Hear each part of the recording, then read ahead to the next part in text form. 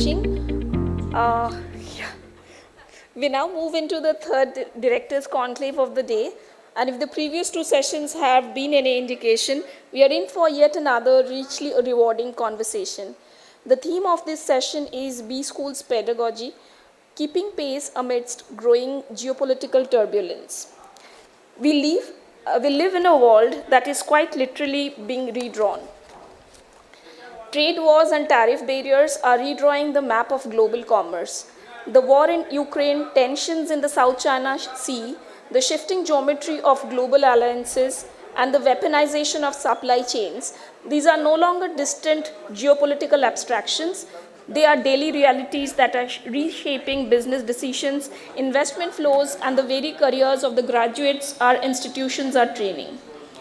The question before us today is both urgent and fundamental. Are India's B schools keeping pace? Are our pedagogical models, our case studies, our simulations, our course designs, our very own assumptions about what a future manager needs to know adequately reflecting the turbulence of our geopolitical moment? Are we preparing graduates who can lead organizations through disruptions, or are we still training them primarily for a business as usual? This is not a question with easy answers, but it is one that the leaders sitting in the dais have been grappling with thoughtfully, seriously, and with deep institutional responsibility. We are privileged to hear from them today. May I request the panelists to please join us on the dais. The panelists may please come on the dais and take their seats. May I also request our Honorable Vice Chancellor, Professor Joshi, to welcome them with the planter. Allow me to introduce our distinguished moderator and panelists for this session. Moderating this panel today would be Dr. Harivansh Chaturvedi, who is the Director General of IILM University, New Delhi.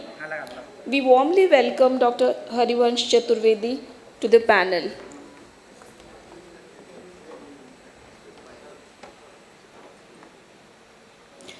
Our first panelist, Professor Umakant Das, is the Vice Chancellor of the Gokhale Institute of Politics and Economics, Pune, an institution at the intersection of economics, politics, and governance. We warmly welcome you, sir. Our second panelist is Professor Pawan Kumar Singh.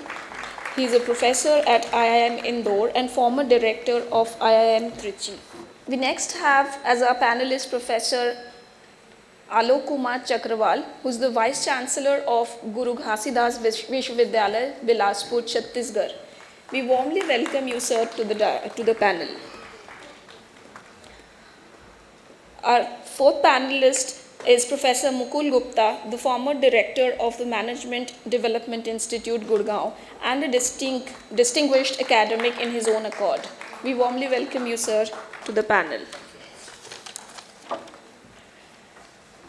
Our last panelist is Dr. Professor Vijita Singh Agarwal, who is the Director of International Affairs, Guru Gobind Singh Indraprastha University, New Delhi. One more. Okay. So we also we welcome Professor Dr. R. Srinivasan, Director, Soil School of Business Design, Mane sir, to this panel. Our panelists bring to this table decades of collective wisdom in building, leading, and reimagining management institutions in India. May I invite our distinguished moderator to take charge of this session. Sir, the floor is yours.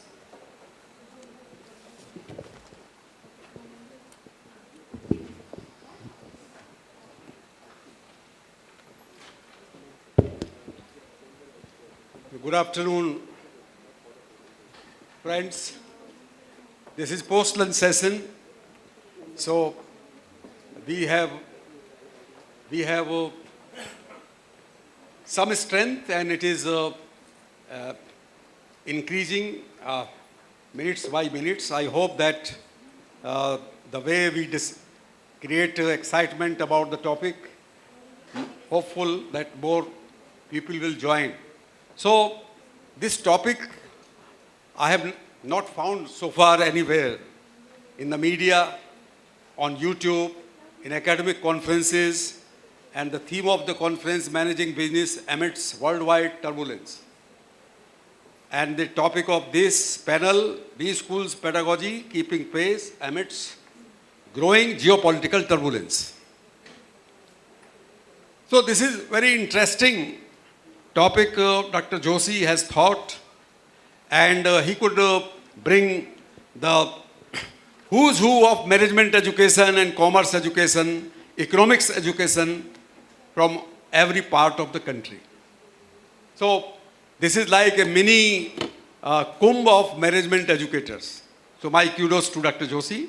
I would like to just make a few observations about this theme, that B schools, Indian B schools, as well as the world community of B schools, they are pondering over some of the big events which have taken place during last 1 year or so. And we have seen various kinds of turbulence. And not only last year, it started with COVID epidemic. After COVID, in the November 2022, the Open AI launching has created ripples in the industry as well as in the academia. But particularly after Donald Trump taken over the presidency in USA, and the war started between US and Iran, US and Israel versus Iran. This war has created such a devastating impact across the world that whole world is under trauma. What will happen? The poorest of the poor feeling pinch of it. Honchos of industries are feeling pinch of it. Heads of nations are feeling pinch of it. This turbulence creating several questions in our minds. What will happen to the global economy? What will happen to the global peace? What will happen to the global stability which started after the end of Second World War, when Washington Consensus thrown open so many international institutions, and the world has seen stability, peace and prosperity for long period. Now every stability institution is stabilizing, the global peace, prosperity, trade are in question, and every institution perhaps being ignored by some of the global leaders. They are taking decisions themselves. They are not caring for the norms of the global trade, global peace, global politics, and everything has become very much unstable. And this is the background in which this conference is discussing, that how B schools should react to this situation. Can they remain the passive spectator? Whatever is happening in the global economy, it's in turmoil. Global peace in turmoil. Political stability is in turmoil. What will happen? So, why B schools should worry about it? I think one reason is B schools are giving the future leaders to the global economy, future global leaders to the global business. They are the harbinger of peace and prosperity in the world, and they cannot be groomed, prepared if they are not connected with the current context of this happening. So India, particularly being one of the biggest economy of the world, largest population in the world, we have largest number of B schools, and our management education is considered one of the strong business education in the world, having produced so many people who are leading some of the top companies of the world. So now the issue is that if we have to deal the current situation, and current situation is one example of turbulence We have faced turbulence 5 years, 6 years back, and in future too, there is no guarantee that 50 or 60 or 70 years there will be stability. That era has gone. Every year, every month, we are facing new kinds of crises, new kinds of challenges. How the B schools will manage the business education, management education. The future business leaders being groomed in business schools of India and worldwide, how they shall be able to manage the future instability, current stability as well as the future instability, turbulence in business. So many unpredictable incidents, unpredictability, anxiety, instability. All these things require new kinds of business leadership. And for producing new kinds of business leadership, we need a new model of business education, particularly curriculum and pedagogies need to be changed, need to be rewired, need to be reinvented, because whatever we have been teaching, it was serving the industry and government and development sector very well. Now it looks difficult that the model of last 70, 80 years, business education, more than 100 years history of business education, it is not in position to give answers to challenges being thrown by current turbulence. So we would start the discussion by inviting, I find that many stalwarts of Indian management education are present here in this panel. They have headed very good institutions and they are still contributing in management education. They have been introduced by the organizers. I would invite all of them one by one to give their initial thoughts and observations for 3-4 minutes. Then we will start discussions by taking over some of the questions, challenges. So may I request Dr. Umakant Das first. Thank you very much, sir. I think first of all, I would congratulate Joshi sir for organizing this event. And while setting the context today morning, of course, he was talking about the kind of turbulence that we are facing, and even the chief guest, Honorable Minister, also highlighted some of the points and the kind of initiative which are being taken by the Government of India. So there is no doubt, and I don't think there is any iota of doubt, that the contemporary global business environment is going through a turbulent phase. And this was partly because of the geopolitical uncertainties, or you can say partly because of the wars that we are into, or partly because of the technological rivalries that we are facing in the market, or you may call it economic, say, nationalism, because now everybody, not only India, but almost all the countries, they are talking about Atmanirbhar, self-reliance. So it is some kind of economic nationalism that is growing up worldwide. And the climate resilience, climate challenges, SDG goals. So therefore, you will see a lot of supply chain disruptions in the market. So these developments are fundamentally altering the way we are now going to do business. It's not going to be the way we were doing the business. So the way we consider the market, the way we consider of the competitors, the way we see the market, so everything have fundamentally changed. So therefore, being academic institution, as Dr. Chaturvedi rightly pointed out, we are one of the leaders as far as the production of management education is concerned, and number of institutions producing MBAs and other business programs. So the key question, therefore, is if we want to become, again, Biswa, whether you call it Biswaguru or whether you call it the developing country by 2000, developed country by 2047, we have to, therefore, prepare ourselves. And keeping all these things, so two questions, two things which I want to highlight in the first round, maybe if time permits, I'll touch upon some of the other things. The first, therefore, is the redefining the purpose of management education. So when we were student, or even some couple of years back, we usually used to keep to, we were thinking the profit maximization is the main objective of business organizations. And therefore, the primary objective of our curriculum was hovering about how are we going to help them maximizing the profit.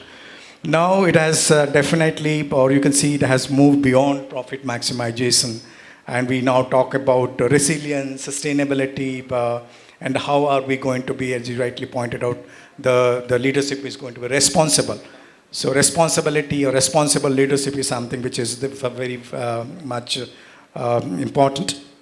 And developing leaders who are capable of managing uncertainty, ambiguity, complexity. At one point of time, we were thinking VUCA is something, a big word, but right today, it's no longer a buzzword. So it is, we have, therefore, the management students, they have to internalize that, they have to work under this kind of environment. That's going to be very much part and parcel of their day-to-day activity. So no longer, it's not like uncertainty, ambiguity is something which is beyond their scope. And how am I going to balance a global perspective with local realities? Because that is something very important. It's no longer that we are operating the local market or we are operating the global market. We have to operate the global level, keeping the local perspective in mind. So there is therefore some kind of restructuring that we have to undertake or undergo so that the leaders are going to be future ready. Second thing, the curriculum that we are preparing should be relevant in the volatile world.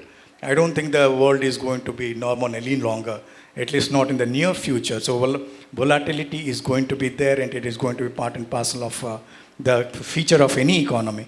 So therefore, the curriculum should be relevant to the volatile world, integrating courses on geopolitics, global risk, because always we were talking about finance, operation, value chain or OBHR, but beyond that now we have to even integrate courses of geopolitics, global risk, management, public policy, sustainability.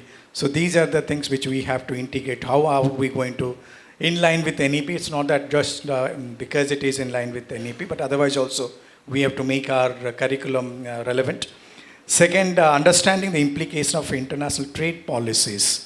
Because as you again rightly pointed out, Trump, tomorrow we don't know what he is going to do. Therefore, we need to understand as a management student how the policies, international policies are going to affect my decisions and my business.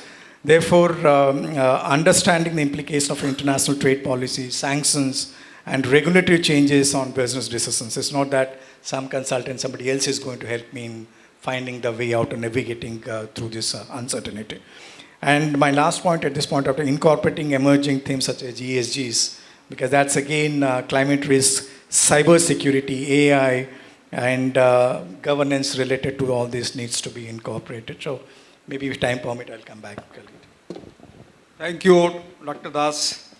And I'm going to invite now, the next speaker will be Professor Pawan Kumar Singh. Dr. Singh.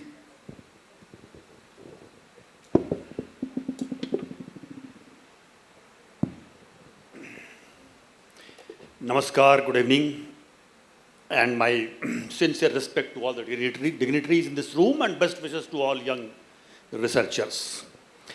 I will focus my discussion on the word pedagogy because that is the focal point of this discussion. And surrounding points are that keeping pace amidst growing geopolitical turbulence, what pedagogy has to be. So pedagogy is the queen word here.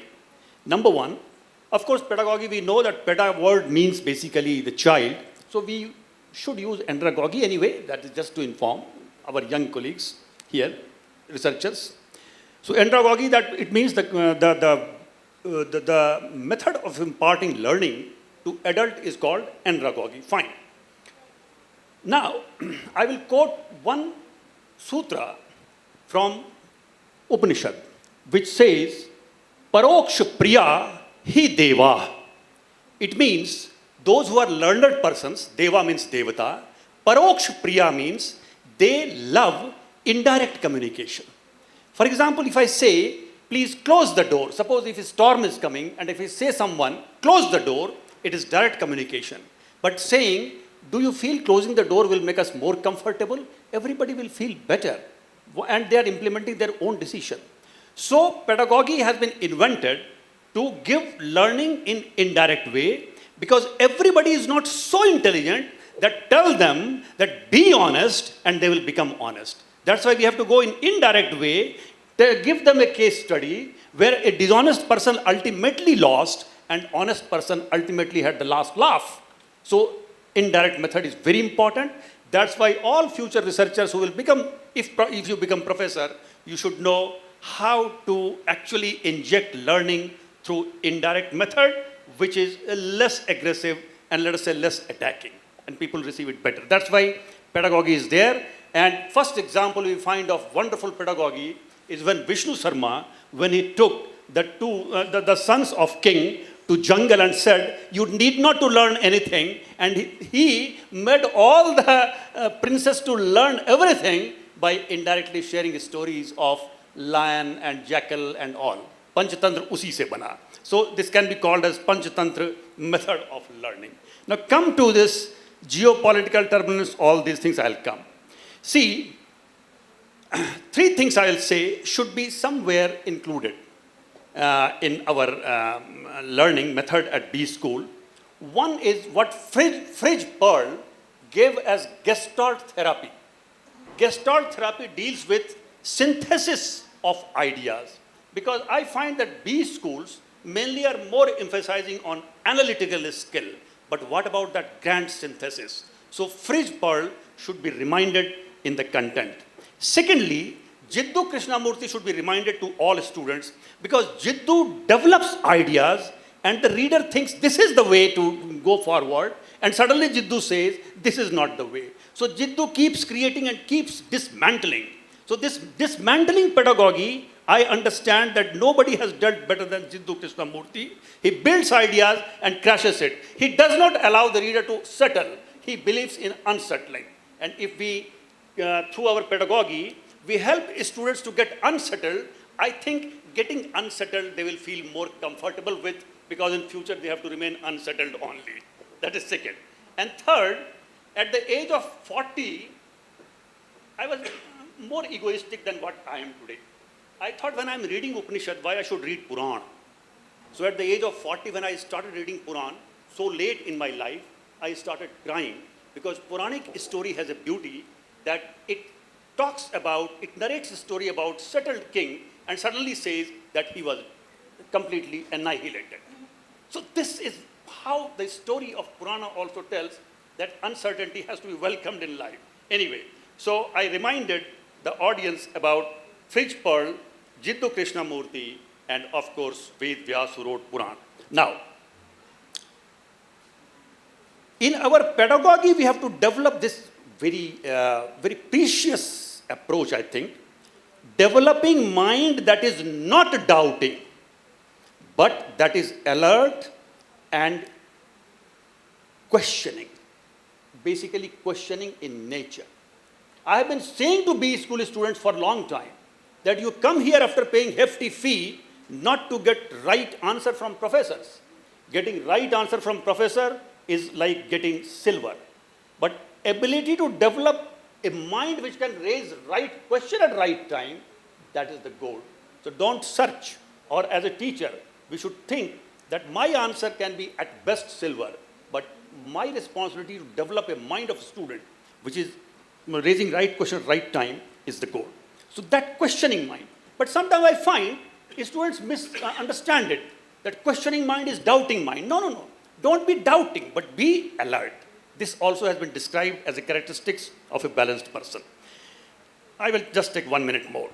VUCA we understand, Bani we understand. Bani, VUCA is volatility and uncertainty and complexity, and let us say A for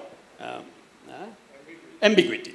And then came Bani, brittle, anxious, non-linear and incomprehensible. Its answer also has been given now, that brittle can be tackled by resilience, anxious can be by empathy, non-linear factor by adaptability, and incomprehensible by transparency. This we know, but we have to go a bit beyond this. How to go beyond this?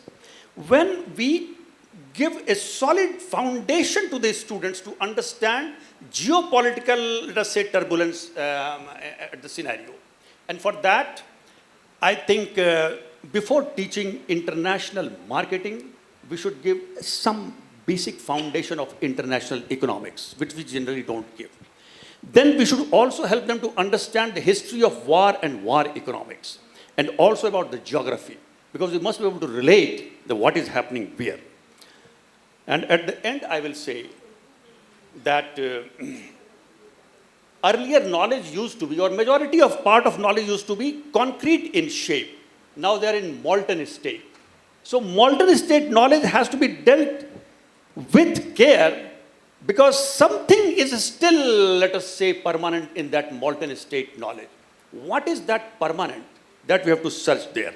So I'll end with the quote which is given in Upanishad, Shrutih vibhinna, smritiyasya bhinna, na eko munih yasya vachah pramanam, dharmasya pantham nihitam guhayam, mahajano yen gatah sapantha, that various books say various things at various places, various rishis they say at various places various things, but it is you have to decide what is the righteous path at this moment.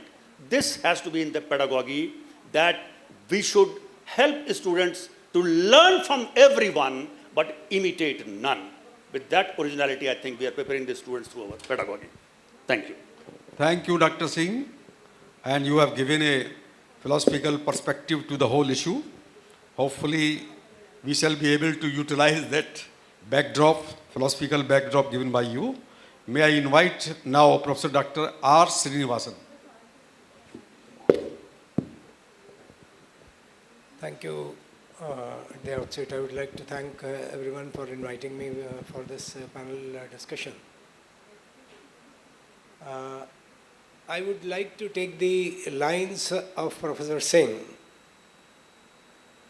because most of the answer lies in the Indian knowledge system. One of the shloka which says, Ayam nijaha paroveti ganana laguche tartham udara charitanam tu vasudhaiva kutumbakam. First of all, globalization, we are talking about globalization. The entire globe has to be treated as one. First of all, Ayam nijaha paroveti ganana lagucheta. What do you mean by this? This is mine, that is yours. Is a small-mindedness, narrow-mindedness. The entire globe is one is the philosophy that we have always talked about. So all the philosophical frameworks are there in our knowledge systems, in our Vedas, Puranas, etc. So we can draw a lot of knowledge from the Indian knowledge system if we start practicing what we have been preaching. Because we need to transcend from the left brain to the right brain orientation. Left brain, we have been talking all the time about the critical thinking, analytical abilities. Now, with the world has not been volatile only today. It has been volatile all the time. There is some turbulence or the other. Every 8-9 years there has been some turbulence or the other. So we cannot say the volatility or complexity is going to be short-lived, or it is this is the last time. It is because of the Trump which has this war has happened even when Bush was there, then Clinton before that was there, other presidents were there. They have always looked at Laghu Chetasam, the small-mindedness or narrow-mindedness, where they were looking at their personal interest rather than the global interest.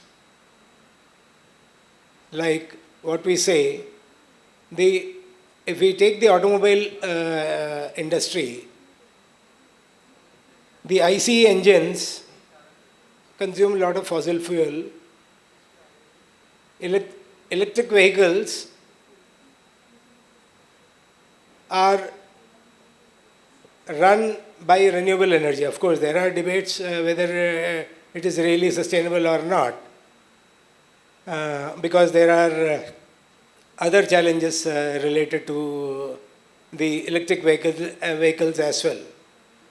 But one of the arguments that come, electric vehicles are not being promoted just because of the reason there is vested interest in that. USA has large deposits of oil which they want to encash. They want to completely exhaust the oil available in the entire global system and then start with their oil, which is there in their region. So that is the 𝐂𝐸𝐫𝐴𝐷𝐒, the narrow-mindedness mindset, which is selfish in nature, is making them act in the way they are acting.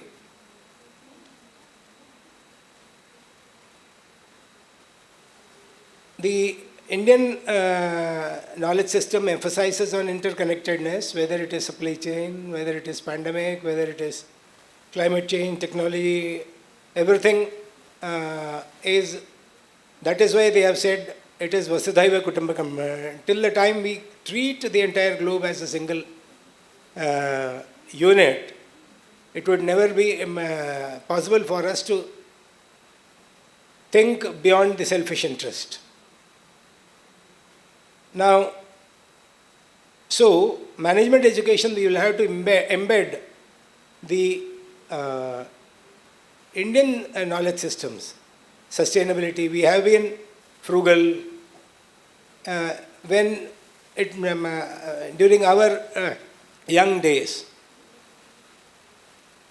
The mother would get the grocery in a piece of paper which is wrapped with a twine or a thread, and she would take out that thread and put it back on a nail which is there and use it later on. Now we are in the age of plastic, where we do not take, when we go for buying grocery, when we go out for buying vegetables, we do not take the bags with us. Rather, we would be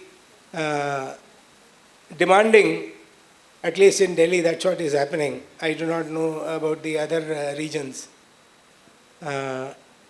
We do not carry our bags, rather we demand for plastic bags. So this is not sustainability. So if we go back to our roots, probably we will find a lot of answers. We can, the leadership, if we talk about the leadership, leadership starts with self-leadership. First of all, I will have to lead myself so that I can lead others. Unless and until I show the way,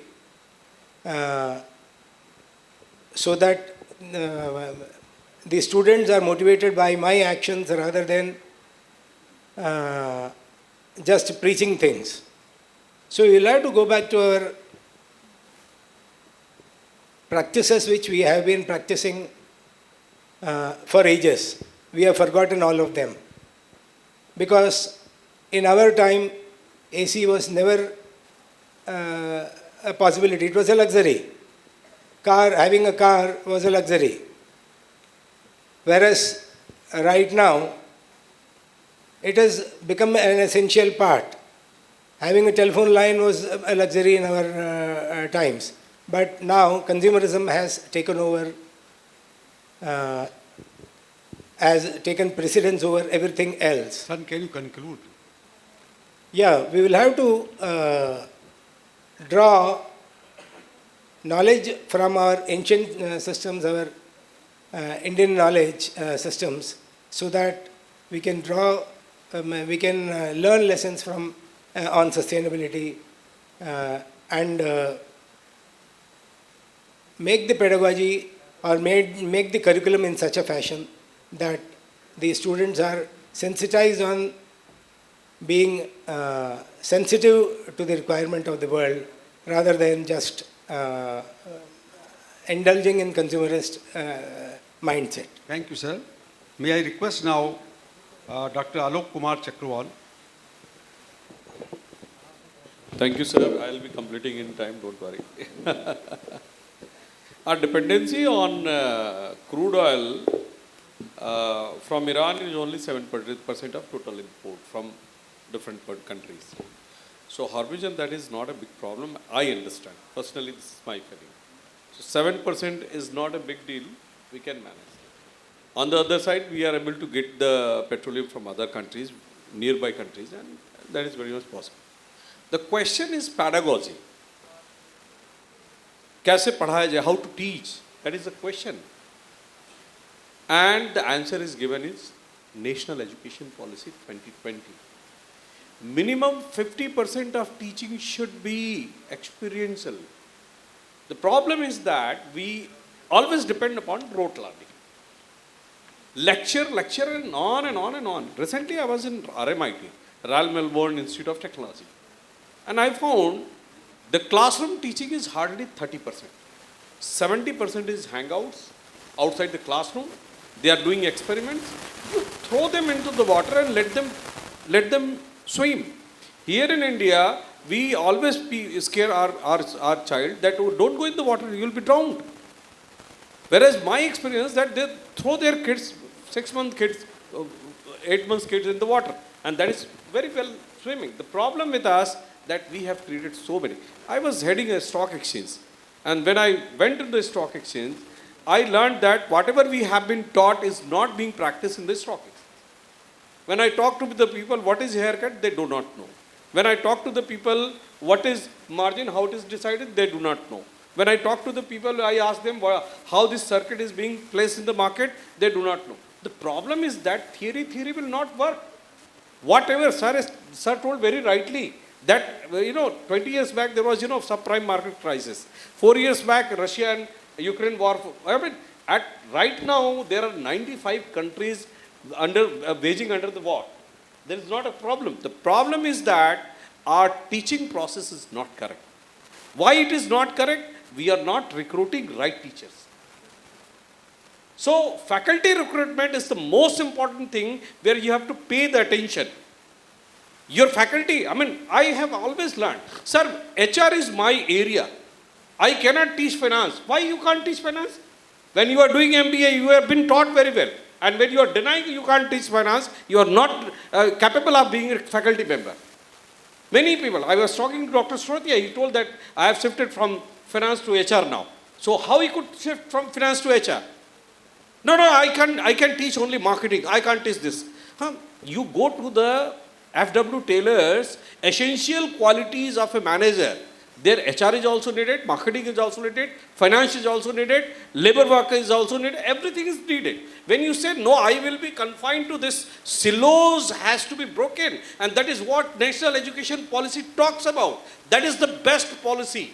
Sir, I tell you, my students are having crores of business in their hands.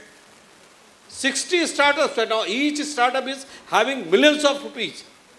Simple graduates. They are not coming from very big Babson business school. They are in India, I am talking in Chhattisgarh. So the thing is that we have to throw them in the market. We have to let them learn how the problem is to be solved. Give them hundreds of problems. And how many problems is resolved by the student, that is the best pedagogy. I am resting myself here. If you need anything, I will be talking more about that. But the thing is that theory will not work. We have to go on the ground. Ground reality is the most important thing, and work there and let them learn from there. We have Panchatantra, we have Purana, we have Vedas and everything. But how many of us are really following? For the sake of, naming Bharatiya Gyan Parampara and IKS and Indian knowledge system, talking very high from the dioceses, that is fine. But how many are really implementing that on the ground? What is the ground reality? We have to test the ability of a student, how a student can solve the problem, how he can resolve the situation. That is the best thing, and I feel, if you are agreeing with that, you can proceed. Otherwise, I am available here for all questions. Thank you very much. Thank you, Dr. Chakrawal. May I invite now Dr. Vijita Singh Agrawal. Hello. Gee, so it was really enlightening hearing all the stalwarts sitting here. I just wanted to say that in 2000s we heard that world is flat. And all of us read this book of Thomas Friedman, that world is flat. And now this myth is so brutally busted, and we see that the world is no longer flat. As Professor Joshi mentioned in his speech, he said, "VUCA bhi chhod dijiye, there are only two words, Donald Trump." Back home, I was buying some gold and I asked my jeweler, "Badhega ya ghatega?" He said, "Donald Trump jo karega." So when there is so much of uncertainty, how are we equipping our students to meet this uncertainty? So, I will also like to mention, recently we were trying to build in a component of online in our curriculum, and we were trying to have a tie-up with HBR, Harvard Business School online. And I teach strategy, and I was shocked what we are teaching and what they are teaching. Hum abhi bhi Michael Porter was from Harvard, but they are no longer teaching Michael Porter. They are doing so much of hands-on. And we are still clinging on to the hands-on thing. Here I would also like to mention, I'm also a member of AICT curriculum team. When we were a team of, when we were developing the courses, वो हम teachers का मोह जो है ना theory के प्रति वो जाता ही नहीं है.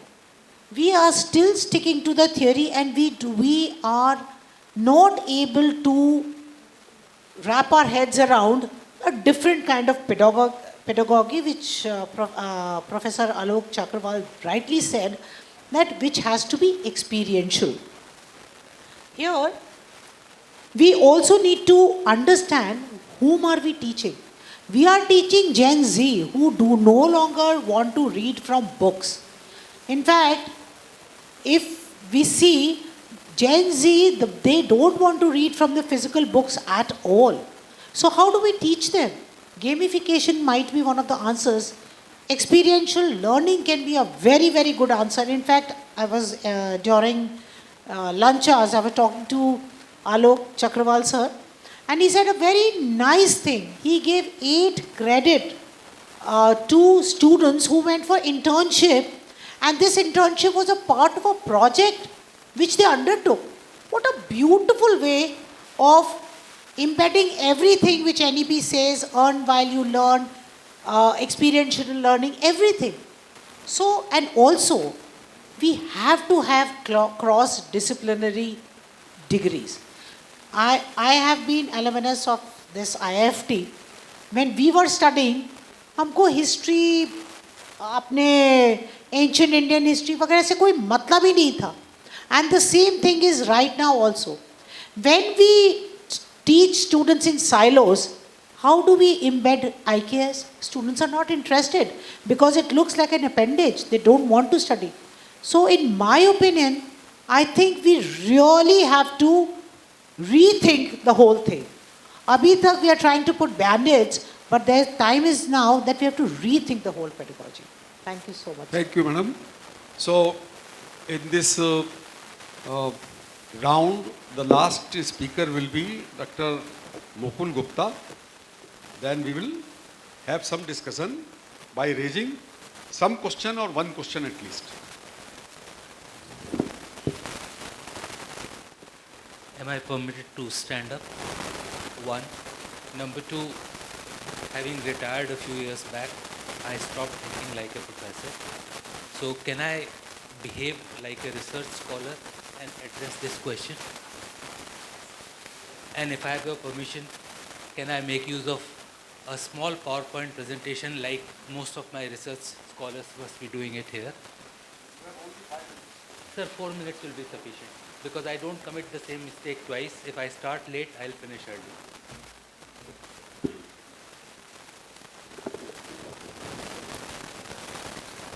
So this is for the kind attention of this learned panel members as well as all of you here.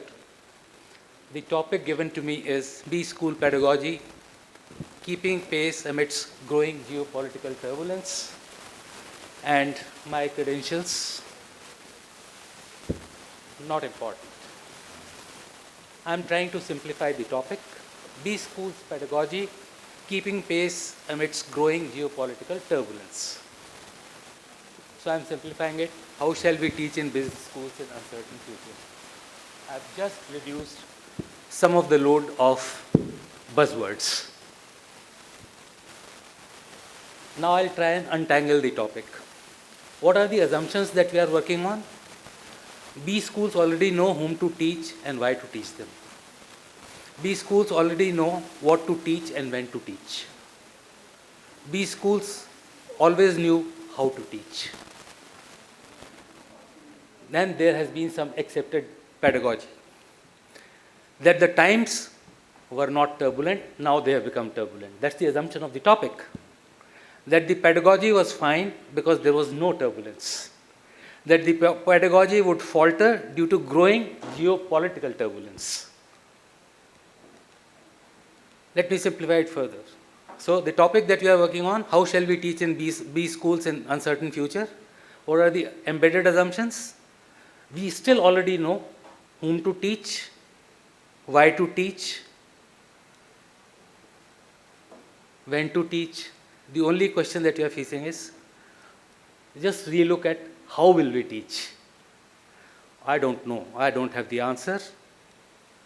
The fallacies that you are working on, because we do not know the nature and content of managerial work in 2035 and 40. We are not talking of what we are going to teach tomorrow.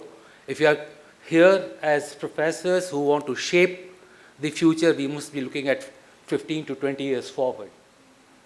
Now, what is going to be the nature of work in 2035 and 40? I do not know. And if I don't know how to prepare people for that time. We do not know whom to teach and why to teach them now, because I don't know the nature of work then. So, how to teach is a convoluted problem, where we are attempting to design the route and method of drug administration for an unknown patient suffering from an unknown disease for an unknown line of treatment.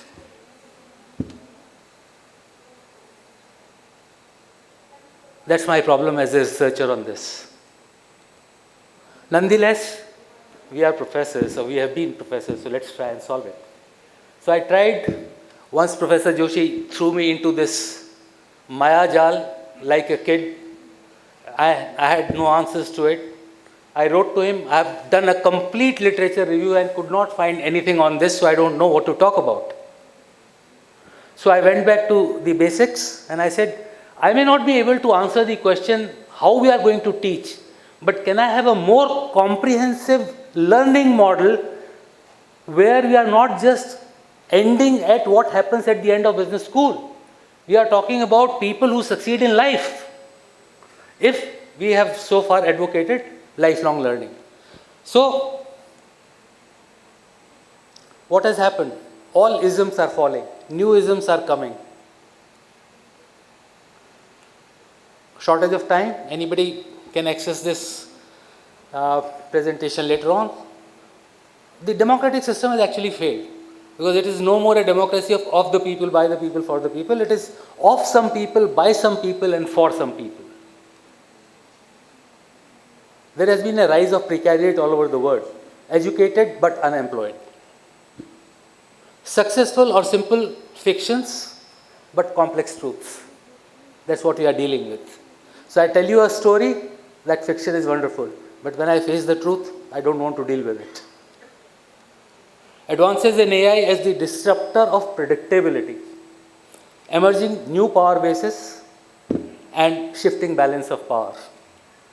So we may not know how to teach, but we are beginning to understand how people will learn. And if we can understand how people will learn, maybe we will be able to design some better methods. So what's happening now? You somehow catch attention of people. The next stage is intimacy. whatever we have been so far talking about engagement or student engagement, if people don't fall in love with what they have caught attention of, they just scroll. Comprehension, faith, belief, trust. And that's where the business school work ends. After this, the manager starts acting. So what happens? Whatever he learnt in business school, either he tries an imitation model. This is what I was taught. This is what the case studies taught me, that this is what succeeds. So I'll imitate. Or improvisation. Some people are smart enough, they say, no. That was 30 years back, let me now improvise according to time. And there are some very smart people who pay attention, they say, rest of the word is nonsense, straight away go to improvisation. So all your new czars, including the Bill Gates, would possibly fall in this phenomenon. But if people get out of business school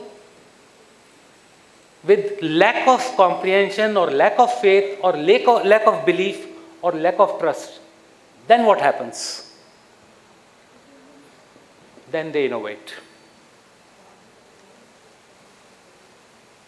And if that's going to be the learning model for tomorrow, I'm sure the future generations would decide how to possibly develop the appropriate pedagogy. But please define the nature of work.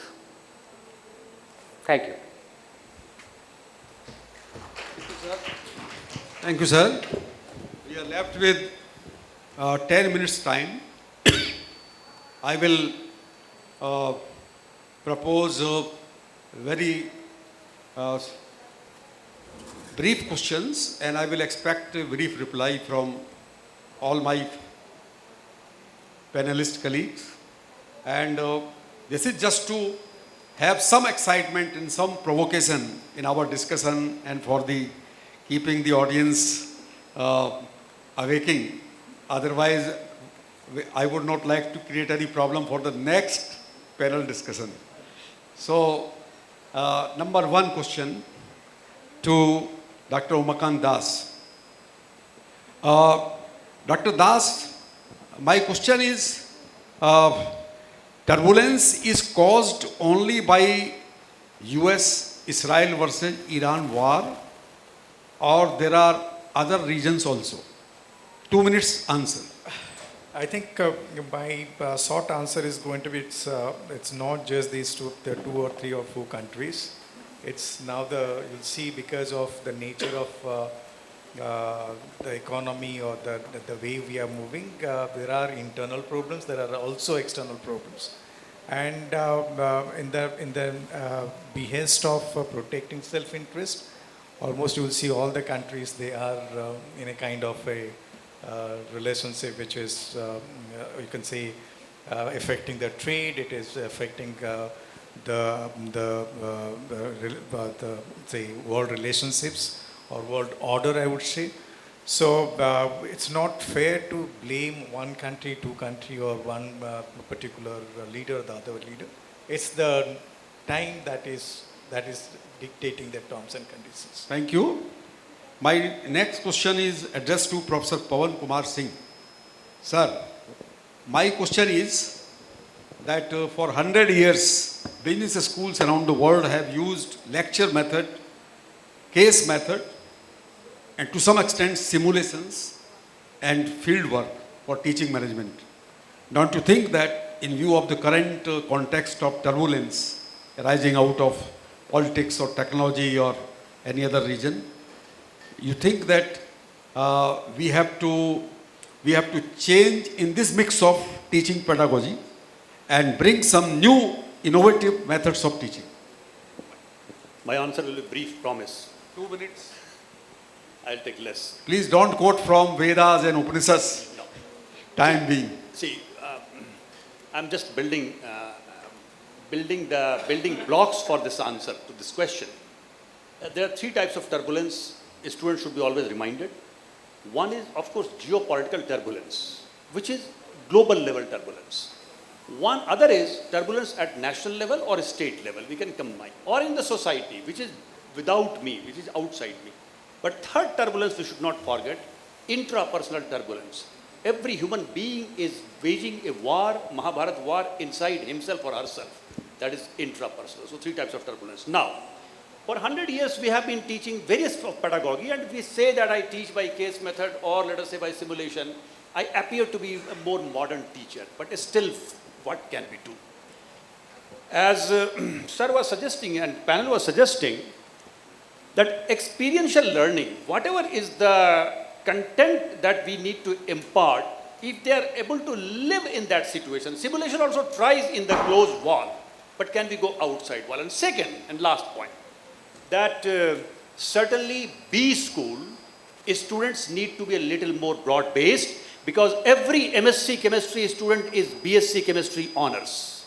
But every MBA student has never, might not have studied 1 hour formal education in management.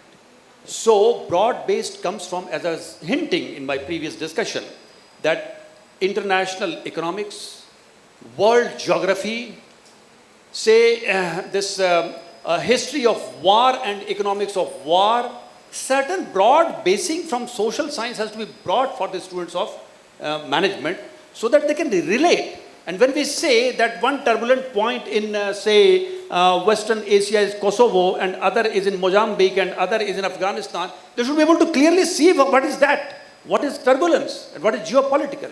Geography, history, world history. So certain broad basing through social sciences need to be introduced in our pedagogy. Thank you. My question, next question is addressed to Dr. Alok Kumar Chakrawal. And I know your background, you are a qualified chartered accountant, you have been president of a stock exchange, now you are the vice chancellor.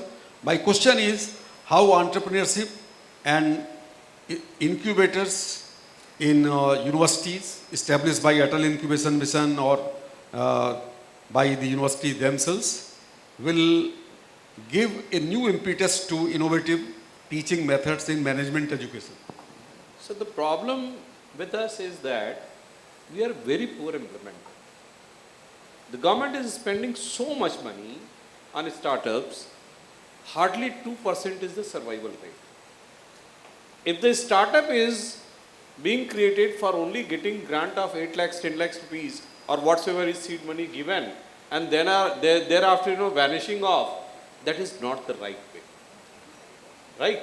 So, startups, entrepreneurial skills, business incubations, that is the only way to make India Vishwaguru by 2047. The only thing is that we have to teach them the right way. If you are giving 10 lakhs, 20 lakh rupees, after a few years that will, after a few time that will be vanishing off. I believe that they should come with the quality and commitment that they will survive. If they are needed, we will support. DIC has been working for years together. District Industry Center. How many people are taking? Only clerical staffs and so-called people, they are misusing that.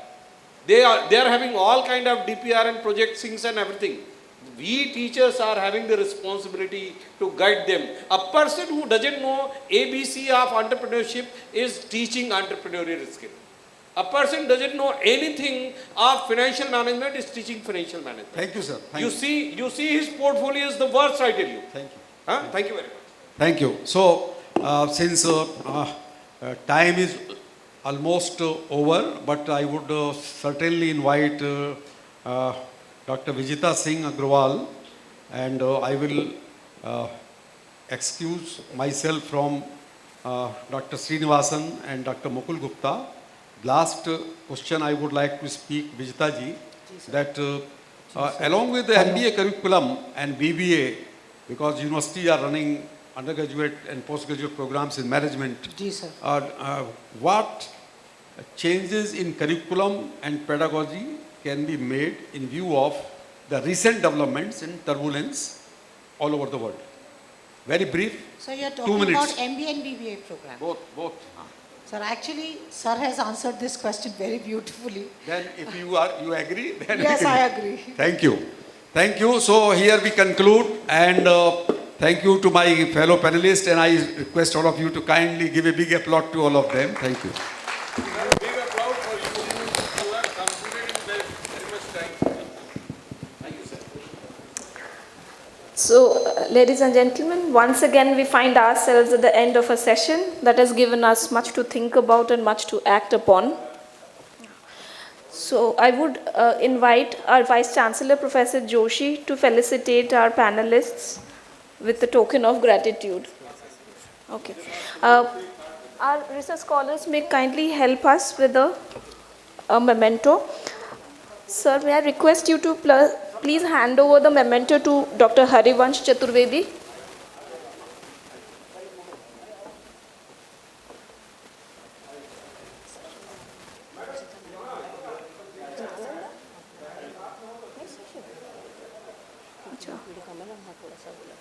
अच्छा.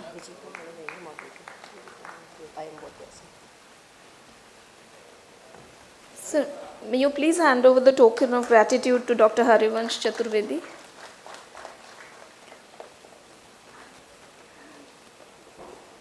To Professor Umakant Das.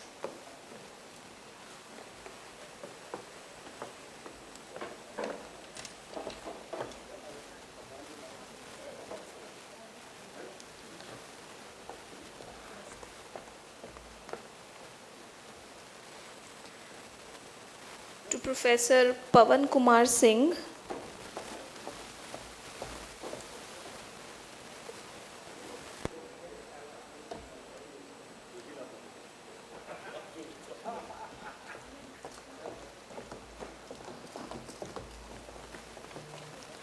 To Professor Dr. Alok Kumar Chakrawal.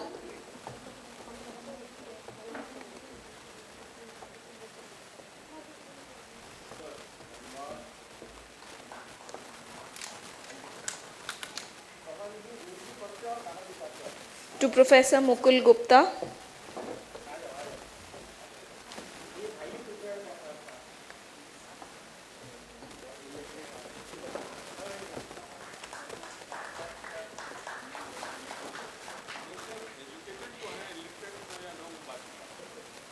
To Professor Dr. R. Srinivasan.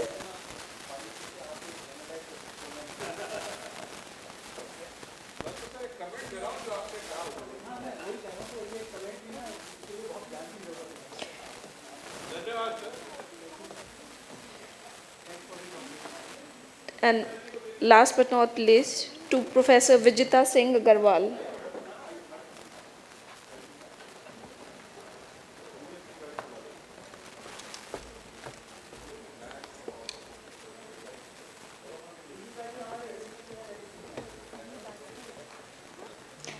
Thank you all for bringing the wisdom, experience, and institutional perspective to this conversation today. This brings a close to this session. We now move into the fourth and final Directors Conclave of the day. And what a fitting way to close the afternoon's discussions. The theme of this conclave is promoting innovation and entrepreneurship in B School.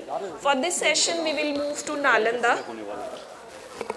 I'll request everyone to please move to Nalanda for the last session of the Directors Conclave.